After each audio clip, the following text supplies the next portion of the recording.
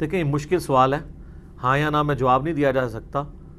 ایک ورڈکٹ لے لیں کہ اتنا جھکنا کسی کے سامنے کہ آپ کے ہاتھ گھٹنوں تک پہنچ جائے، یہ تو حرام ہے، کیونکہ اتنی تعظیم صرف اللہ کی جا سکتی جو ہم رکوع میں کرتے ہیں، سبحان ربی العظیم. البتہ کسی کے سامنے عاجزی کے طور پر، اس کی سامنے عاجزی نہیں، وہ اللہ کے سامنے ہی ہو رہی ہوتی ہے، یعنی کسی کو رسپیکٹ دینے کے لیے اپنے کندھوں کو ڈھیلا کرنا، نرم کرنا، جھکانا، اس کا قرآن میں حکم ہے ماں باپ کے حوالے سے.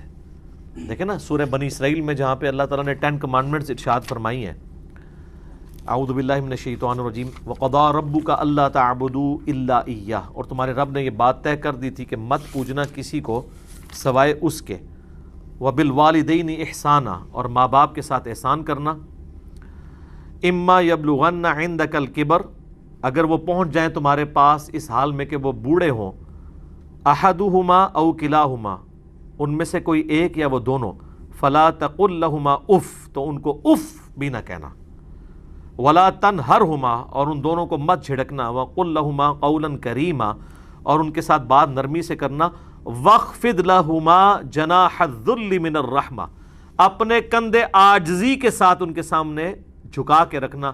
وَقُلْ رَبِّ ارْحَمْهُمَا كَمَا رَبَّيَانِي صَغِيرًا، اور ان کے لیے دعا کرنا کہ اللہ ان دونوں پر رحم فرما جس طرح بچپن میں انہوں نے مجھے پالا تھا.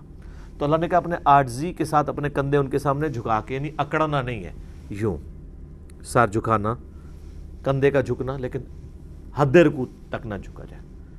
ایون اگر آپ نے ہاتھ بھی چومنے ہیں تو ہاتھوں کو اوپر لے کے آئیں گے چومنے کے لیے، یا خود نیچے بیٹھ جائیں چومنے کے لیے، حد رکوع نہ جھکنا ہو. جامعہ ترمذی میں حدیث ہے، جس شخص کی یہ خواہش ہو کہ لوگ اس کے سامنے کھڑے ہوں تعظیم کے لیے، وہ شخص اپنا مقام دوزخ میں دیکھ لے، والعیاذ باللہ تعالی. اور جامعہ ترمذی میں حدیث ہے، انس ابن مالک کہتے ہیں ہم میں ایک ایسی شخصیت تھی جسے ہم ہر چیز سے بڑھ کر محبوب جانتے تھے، لیکن جب وہ ہم میں آتے تھے ہم ان کے استقبال میں کھڑے بھی نہیں ہوتے تھے، کیونکہ ہمیں پتہ تھا کہ وہ اس بات کا برا مانتے ہیں، اور وہ محمد رسول اللہ تھے صلی اللہ علیہ وآلہ وسلم. لیکن اس کا ایک دوسرا پہلو بھی ہے، اگر کسی شخص کے دل میں یہ خیال نہیں کہ لوگ اس کی تعظیم کے لیے کھڑے ہوں، اور لوگ اس کو تعظیم دینے کے لیے کھڑے ہوتے ہیں، تو لوگوں کا کھڑا ہونا جائز ہے، بشرطے کہ وہ لوگوں سے ڈیمانڈ نہ کریں.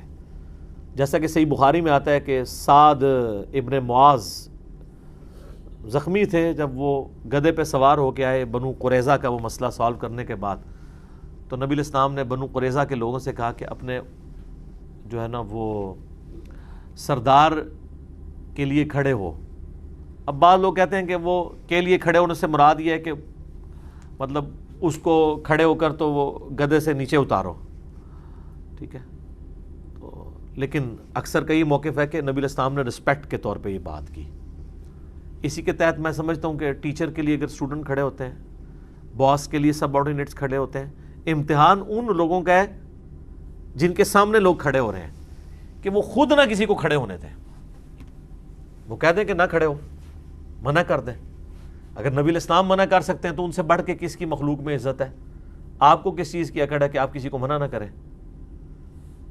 مجھے ڈاکٹر ذاکر نائک کا یاد آیا، وہ کہتے ہیں میں ایک ایئرپورٹ پہ اترا تو وہاں پہ کوئی ایک ایجڈ خاتون تھی، ہندو نا، تو ہندوؤں کی تو آپ پتہ ہے وہ رسپیکٹ میں وہ جا کے پاؤں کو بھی ہاتھ لگا لیتے ہیں. تو ڈاکٹر ذاکر نائک کو وہ دور سے کہتی ہے کہ آپ تو بھگوان ہیں. وہ تو یعنی کسی کی جب تعریف کرنی ہوتی ہے تو کہتے ہیں بھگوان ہو. تو اس سے مراد وہ اللہ نہیں لے رہے ہوتے، یعنی وہ کہ اللہ کے صفات کا مظہر ہو. ظاہر ہے کہ ڈاکٹر ذاکر نائک کی بہت بڑی کنٹریبیوشن ہے اس حوالے سے کہ انہوں نے ہندوازم میں بھی کافی حد تک جو غلط چیزیں تھیں ان کے سامنے ایکسپوز کی، اور ان کی تعلیمات جو توحید پر مبنی تھی ان کے اوپر اشکار کی، سملیرٹیز بٹوین ہندوازم اینڈ اسلام. تو ڈاکٹر ذاکر نائک کہتے ہیں میں نے اس کو منع کیا، یار مجھے کیوں مروانے لگی ہے یہ؟ میں نے کہا کہ بی بی اللہ کے سوا کسی کے سامنے نہیں جھک سکتے.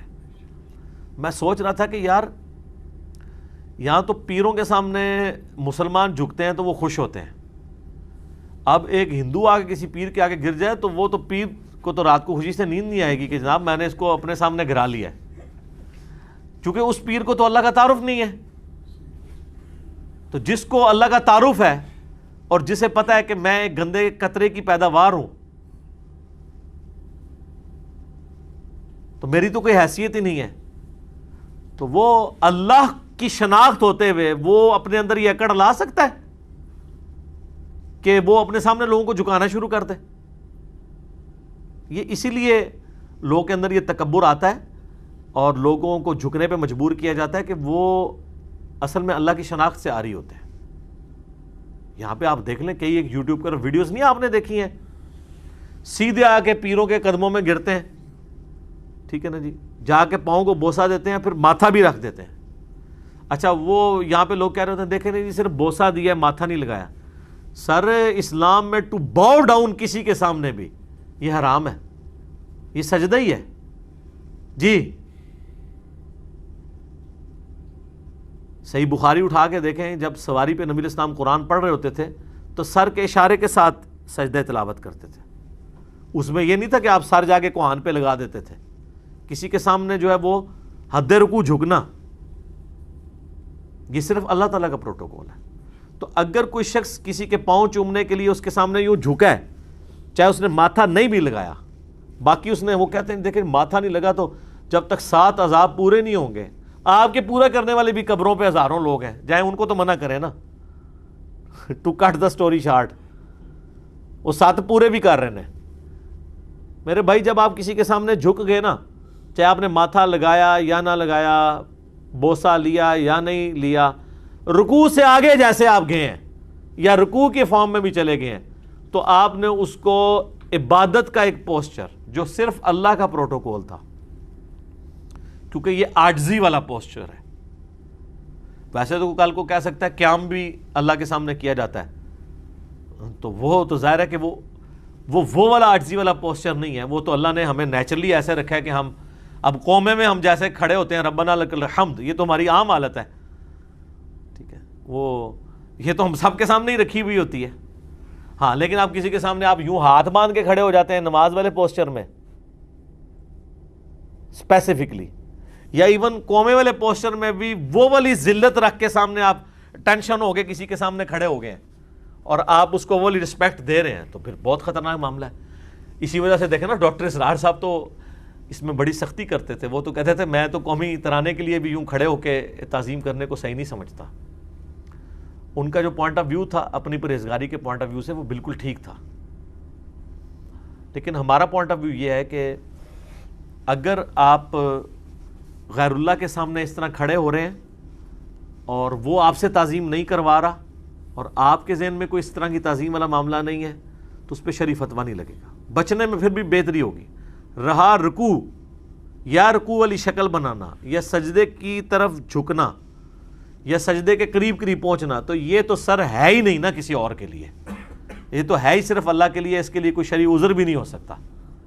تو یہ سارے کے سارے پوسچرز غیر اللہ کے سامنے بنانا قطعاً حرام ہے اور اس میں کوئی گنجائش نہیں ہے۔ کسی کو برا لگے کسی کو اچھا لگے، یہ مسلمانی کا پتہ ہی اس وقت چلتا ہے۔ آپ نے دیکھا ہے کہ یہ بڑے بڑے علماء جو آپ کو قرآن و حدیث کی تعلیمات دے رہے ہوتے ہیں اور آپ ان کی عزت کیوں کر رہے ہوتے ہیں؟ کسی بھی عالم کی یا بزرگ کی آپ عزت کس لیے کرتے ہیں؟ کہ یہ اللہ والا ہے، اسی لیے نا۔ تو اگر وہ خود اللہ بننے کی کوشش کرے تو اس کی عزت کرنی چاہیے، تو یہ کرتے ہیں۔ آپ دیکھ لیں تلاوت ہو رہی ہوتی ہے، نعت ہو رہی ہوتی ہے، اس دوران پیر صاحب انٹری مارتے ہیں، سپیکر پکڑ کے ایک بندہ ان کے نعرے مارتا ہے، باقی لوگ استقبال میں کھڑے ہوتے ہیں۔ وہ اللہ سے زیادہ رسول اللہ سے زیادہ عزت اس شخص کو دے رہے ہوتے ہیں۔ چاٹنا اس بندے کو۔ اب کوئی یہ بھی کہہ سکتا ہے کہ انہوں نے تو نہیں کہا، لوگ خود کرتے ہیں، حالانکہ ان کے چھوڑے ہوئے کارندے ہوتے ہیں وہ، لیکن میں کہتا ہوں جی ان کو نہیں پتا۔ تو یہ تو کر سکتے ہیں نا کہ اس بندے کو کہ بیٹھ جا، اور پھر سپیکر لے کے کہیں کہ یہ جو کچھ تم لوگوں نے حرکت کی ہے فوراً توبہ کرو، تم نے اللہ رسول کے نام کے دوران میرے لیے کھڑے ہو کے نعرے لگائے ہیں، سب پہ توبہ واجب ہے، اور پھر اجتماعی توبہ کرائیں، جس طرح اجتماعی بیعتیں لے رہے ہوتے ہیں چندے بٹورنے کے لیے، اجتماعی توبہ کروائیں۔ کہیں ہوتے دیکھا ہے آپ نے؟ یہ اس سسٹم کا مزہ لے رہے ہوتے ہیں کل کو کوئی ان کے اوپر بات کرے گا نا تو یہ اپنی بات ہی بدل دیں گے.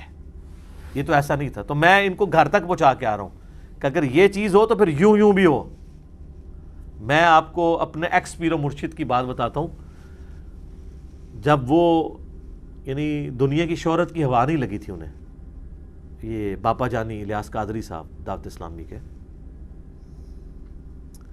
میں نے وہ آڈیو ریکارڈنگ سنی ہوئی ہیں. میں ان اجتماعات میں خود گیا ہوا ہوں. پہلے تو ان کی کیسٹ آتی تھی نا, ویڈیو بنانے کو یہ حرام سمجھتے تھے. پچھلی صدی کی بات کر رہا ہوں میں, 21ویں صدی ہے, 20ویں صدی کی, 90s کی, 1981 میں انہوں نے بنائی ہے نا. اگر کوئی شخص بھولے سے بھی آڈینس میں سے نعرہ لگاتا تھا نا الیاس قادری زندہ باد, سپیکر میں نہیں سر, آڈینس میں, جس کی آواز صرف چند لوگوں نے سنی ہوتی تھی, باقی ہزاروں کے مجمع نے نہیں سنی, تو الیاس قادری صاحب سپیکر پکڑ کہتے تھے الیاس قادری مرد آباد. وہ کہتے تھے زندہ باد تو صرف اللہ ہے, میں نے تو مردہ ہو جانا ہے. حتیٰ کہ انہوں نے اپنے گھر کا نام رکھا ہوا ہے بیت الفنا, آج بھی نام وہی ہے, فنا ہو جانے والا گھر. اپنے گھر کا نام انہوں نے بیت الفنا رکھا ہوا ہے, لیکن آج وہی الیاس قادری صاحب ہیں. میڈیا کی ہوا لگی ہے, ان کے ساتھ بیٹھ کے زمین و آسمان کی کلامیں لوگ ان کے بارے میں ملاتے ہیں. اتنے ناگہانی قسم کے, طوفانی قسم کے واقعات ان کے بارے میں بتاتے ہیں کہ جو کرامات آپ نے پرانے بزرگوں کے بارے میں سوچی بھی نہیں ہوں گی, اور وہ بیٹھ کے سنتے رہتے ہیں ان کی بیعت کی ترغیب دلانے کے لیے. اور پبلکلی وہ کھانا کھانے کے بعد اپنے منہ کی ہڈیاں ٹیشو پیپر سے پوچھا ہوا, یہ چیزیں, یہ ساری چیزیں لوگوں میں تبرکن تقسیم کر رہا ہوتا ہے. تو یہ تھیندے تھیندے بندہ تھی جاتا ہے. وہ تھیتا اسی لیے ہے کہ جس چیز کی بنیاد اور تزکیہ قرآن کے اوپر نہ ہو بلکہ بزرگوں کی تعلیمات پہ ہو, الٹیمیٹلی وہ کہیں نہ کہیں آگے دھوکہ کھا جاتا ہے. جو کوئی تزکیہ, نفس کی صفائی, اللہ کی معرفت قرآن کے ذریعے حاصل کرتا ہے نا, وہ کبھی بھی ڈیسیو نہیں ہوتا. یہ فرق ہے, کیونکہ قرآن انسان کی کمر توڑ دیتا ہے, اس کا تکبر توڑ کے رکھ دیتا ہے. وہ کبھی اپنی عبادت کروانے کا سوچ نہیں سکتا. اور آپ اگر کہیں کہ ان لوگوں نے قرآن پڑھا ہوا ہے, انہوں نے کہاں قرآن پڑھا ہوا ہے میرے بھائی. ان کے بزرگوں نے بھی 8 جلدوں کی تفسیریں قرآن کی لکھ دی ہیں, لیکن قرآن یہ پڑھا ہے کہ ایاک نعبد و ایاک نستعین کی تفسیر میں انہوں نے یا شیخ عبد القادر جیلانی مدد ثابت کیا ہوا ہے, یہ تفسیر لکھی ہے. تو جو قرآن کے پہلے صفحے کی تفسیر یہ لکھ رہا ہے 180 ڈگری, آگے جا کے قرآن سے اس نے کیا حاصل کرنا ہے. تو یہ قرآن کی تفسیر ایک فن ہے, چاہے آپ وہ قرآن کی تعلیمات کے مطابق کریں یا اس کے اپوزٹ کریں. اس کا پریکٹیکل لائف سے کوئی تعلق نہیں کہ کسی شخص کی زندگی میں قرآن آتا ہے یا نہیں آتا. اس لیے آپ دیکھتے ہیں کہ وہ ڈاکٹر اسرار صاحب فرمایا کرتے تھے کہ ہماری ینگ جنریشن ہمارے علماء اور بزرگوں کا کردار جب دیکھتی ہے نا تو دین سے متنفر ہو جاتی ہے. اس لیے کہ وہ کہتے ہیں کہ ہم نے دین پہ چان کے کیا لینا ہے. جو دین کے گرو ہیں, جنہوں نے دین جو ہے وہ ٹنو ٹن پیا ہوا ہے, ان کا کردار تو یہ ہے کہ یہ دنیا کے کتے بنے ہوئے ہیں. اور کتے کی مثال بری نہیں, قرآن میں بلعام بن باورا ایک عالم سو جو دنیا دار بن گیا تھا, اس کی مثال اللہ نے کتے کی بیان کی ہے, سورۃ الاعراف آیت نمبر 175. تو وہ کہتے ہیں جب اپنے وہ علماء کو دیکھتے ہیں کہ یہ دنیا کے ہم سے بھی زیادہ حریص ہیں, تو کہتے ہیں اگر قرآن و حدیث پڑھ کے ہم نے بھی یہی کچھ بننا ہے تو ابھی تو ہم ان سے بہت بہتر ہیں, تو ہم مزید کوئی قرآن حدیث پڑھ کے نا بدتر نہ ہو جائیں. وہ یہ سمجھ رہے ہوتے ہیں, لیکن ان بیچاروں کو نہیں پتا کہ ان لوگوں نے قرآن حدیث کوئی نہیں پڑھا ہوا, انہوں نے ایز اے نالج بھی پڑھا ہوا ہے. قرآن حدیث نالج کے پڑھنے کی چیز نہیں ہے. وہ تو آپ امریکہ میں چلے جائیں تو آپ کو اسلامیات کے پروفیسر یہودی بھی مل جائیں گے, ہاں جی, جو اسلامیات کو ایز اے سبجیکٹ پڑھاتے ہیں. سر اگر ایک مسلمان میتھمیٹیشین سائنٹسٹ ہو سکتا ہے تو ایک غیر مسلم اسلامیات کا بھی پروفیسر ہو سکتا ہے. مسلمانوں میں کئی ہیں جن کو کمپیریٹیو اسٹڈی کا پتہ ہے, تورات میں, انجیل میں, کیا لکھا ہوا ہے. تو ایز اے نالج ہے نا, وہ یہ تو نہیں کہ وہ تورات انجیل کو پریکٹس کر رہا ہے. اس طرح یہودیوں میں بھی ایسے پروفیسرز موجود ہیں, کرسچنز میں, جو اسلامیات کو ایز اے سبجیکٹ جان.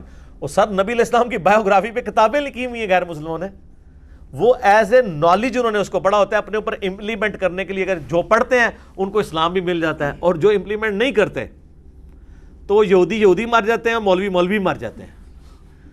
اسلام کی ایسن تک وہ پہنچنے میں ناکام ہوتے ہیں, کیونکہ قرآن و سنت کی تعلیمات وہ نہیں ہیں جو صرف نالج کے لیے پڑھی جائیں. یہ وہ تعلیمات ہیں جو پریکٹس کے لیے پڑھی جاتی ہیں. اور جو پریکٹس کر لیتا ہے نا سر, پھر اللہ تعالیٰ اس چیز کی پرواہ نہیں کرتا کہ وہ کسی مسجد کا امام ہے, کسی پیر خانے کا گدی نشین ہے, وہ کسی جماعت کا امیر ہے. اللہ تعالیٰ ان چیزوں سے بے پرواہ ہے. پھر وہ مودودی ہوگا, وہ ڈاکٹر اسرار ہوگا, وہ احمد دیداد ہوگا, اللہ تعالیٰ اس کو کہاں سے اٹھا کے کہاں تک پہنچا دے گا. یہ ان مدرسوں کے تو آؤٹ پٹ نہیں ہے. تو یہ دین پریکٹس کرنے کا نام ہے, نہ کہ اس کو ایز اے نالج پڑھنے کا اور لوگوں پہ علم جھاڑنے کا, اور تقریر کرتے ہوئے مشکل اردو کے اور عربی کے الفاظ تجوید کے ساتھ بولنے کا نام ہے کہ اگلے بندے کو وہ روب پڑ جائے کہ پتہ نہیں انہوں نے کیا کہہ دیا آگے سے. آپ نے دیکھا نہیں کتنی مشکل الفاظ استعمال کرتے ہیں, پھر کہتے ہیں ہماری ویڈیوز کو دیکھتا نہیں. بھئی آپ کی ویڈیوز جو ہے وہ سمجھ نہیں کسی کو آنی, کس نے کیا دیکھنی ہے. ٹھیک ہے, بس وہ سبحان اللہ ہی کہتے رہ جاتے ہیں. جس طرح کہ یہاں کے اجمی لوگ جب عربیوں سے گالیاں بھی سنتے ہیں تو سبحان اللہ کہتے ہیں, وہ سمجھتے ہیں قرآن ہی پڑھ رہے ہیں وہ. تو یہ بیچارے بھی آپ کے مشکل الفاظ کو بس وہ سبحان اللہ اسی طریقے سے کہہ رہے ہوتے ہیں, ان کو سمجھ کوئی نہیں آ رہی ہوتی ہے. تو پہلے تو جلسوں میں ان کے بیٹھنا مجبوری تھی کہ آپ بریانی کھلا دیتے تھے, شیرنی کھلا دیتے تھے. لیکن یوٹیوب پہ تو کسی کی کوئی مجبوری نہیں ہے کہ وہ, ہاں کوئی یوٹیوب پہ ایسا سلسلہ شروع ہو جائے کہ جو بھی ایک دفعہ کسی مولوی کی تقریر دیکھے تو ایک بریانی کی پلیٹ آٹومیٹکلی جو ہے وہ اس کے گھر پارسل پہنچ جائے گا, تو پھر ویورشپ ان کی بڑھ سکتی ہے. تو لوگ تنگ آئے ہوئے ہیں. جمعے کے خطبوں میں بھی دوسری تقریر پہ پہنچتے ہیں, 11ویں کے اوپر یا عام اصالہ ثواب کی مجالس کے اندر لوگ اس لیے آتے ہیں کہ وہاں پہ کھانا ہوتا ہے. اور اس میں بھی آپ دیکھیں افطاریوں کے موقع پہ بھی اکثر آخری 5-7 منٹ میں لوگ آ رہے ہوتے ہیں. تقریروں سے کسی کا کیا لینا دینا ہے. اور یہ لوگ کہہ رہے ہیں ہم اسلام کی خدمت کر رہے ہیں. وہ آپ سے خدمت لینے کے لیے عوام ہی تیار رہی ہے, آپ کون سی خدمت کر رہے ہیں. وہ اسلام کی خدمت کر رہے ہیں, یعنی اپنی خود خدمت کر رہے ہیں, اپنی خدمت کر بھی رہے ہیں اور کروا بھی رہے ہیں. اللہ تعالیٰ ہمیں اس فتنے سے محفوظ فرمائے. اللہ تعالیٰ سے دعا ہے جو حق بات میں نے کہی اللہ تعالیٰ ہمارے دلوں میں راسخ فرمائے. اگر جذبات میں میرے منہ سے کوئی غلط بات نکل گئی, اللہ تعالیٰ ہمارے دلوں سے اسے دور کر دے, ہمیں معاف بھی فرما دے. ہمیں کتاب و سنت کی تعلیمات پر عمل کر کے دوسرے بھائیوں تک پہنچانے کی توفیق عطا فرمائے. سبحانک اللہم و بحمدک, اشہد ان لا الہ الا انت, استغفرک و اتوب الیک, وما علینا الا البلاغ المبین. جزاک